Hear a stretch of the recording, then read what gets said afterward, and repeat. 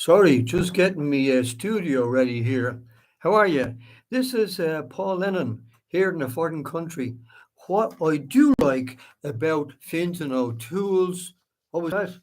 We don't know ourselves. The new Ireland that he's so excited about, it's absolutely fantastic. Well written, congratulations. However, I did my last previous one was a bit of a stinker because I spoke about what I don't like about the new Ireland after all my years out of the country. And here we have a few things that I do like about the new Ireland. And I think the way I'm talking is enough to let you know that now in Ireland, you can talk with whatever accent you want. I remember when I was a kid, Chisler, right, in Dublin, it was very discriminatory the way you spoke. Like you had to take elocution lessons so that you'd be more accepted.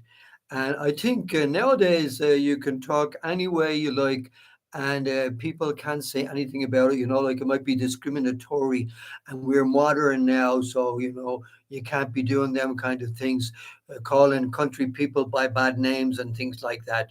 So that's one thing that I like. It's fantastic. The accent, where you're from North of Ireland, you're from Cork, you're from anywhere you like, County Louth, the whole thing, everything is fine now. And even in Dublin now, I mean, we have certain people in politics that are very important people.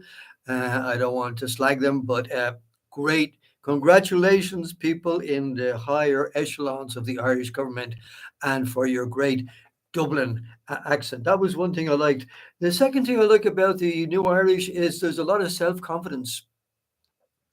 We wait 30, 40, 50, 60 years ago, 70 years ago, we were lacking in a lot of self confidence. We had a real inferiority complex. So that is one thing I think that has changed for the better. Uh, Congratulations, Ireland. Now we know we're as good as the rest of them. We have great golf players. We're great rugby players. We're rotten Irish soccer players. The women are much better than the men. That's one thing. Now, the third thing I like a lot is the more initiative. We have more initiative. We're not waiting for things to happen. We're not only thinking about emigrating to England because we can't get a job in Ireland. We have initiative to look for jobs and that kind of thing. So fantastic, fantastic, fantastic. We're much more open to Europe and to the world. Fantastic. I mean, that's great. We're now part of the European, whatever it's called, Union, I believe it is.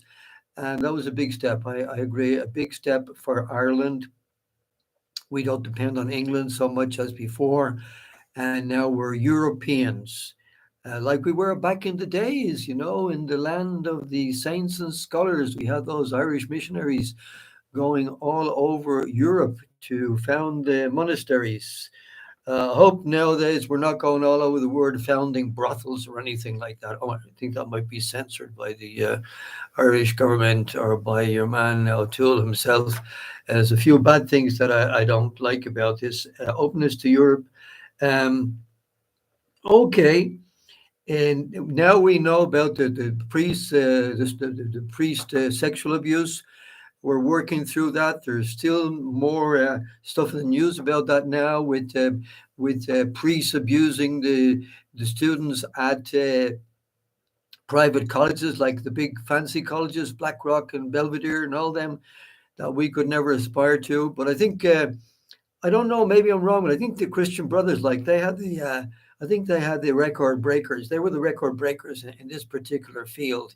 I may be wrong. I need to read up on my research, etc., etc. But a lot of you would agree that the Christian Brothers were the worst of all.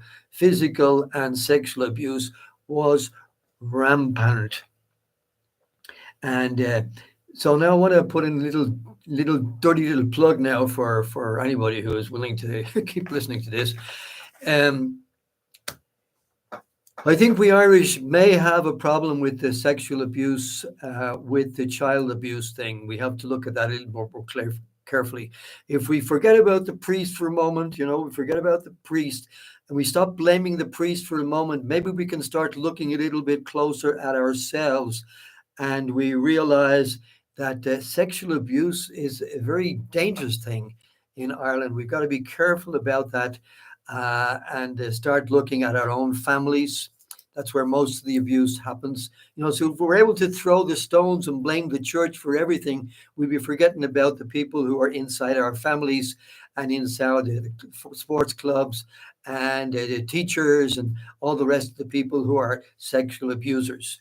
And so just a little, heads up from over here, from this the other side of the pond, where I'm not where you think I am, but there you are now. So all the best, and thanks very much for listening to me, and all the best, as we used to say. Tooraloo.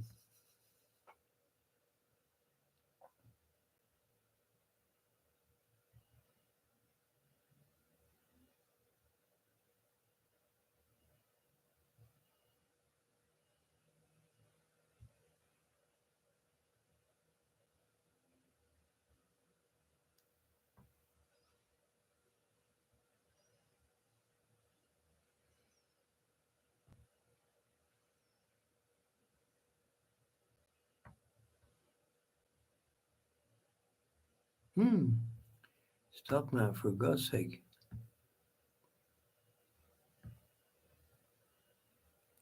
In the name of love. What happened here, lads? We got all excited about things. Holy mother of God.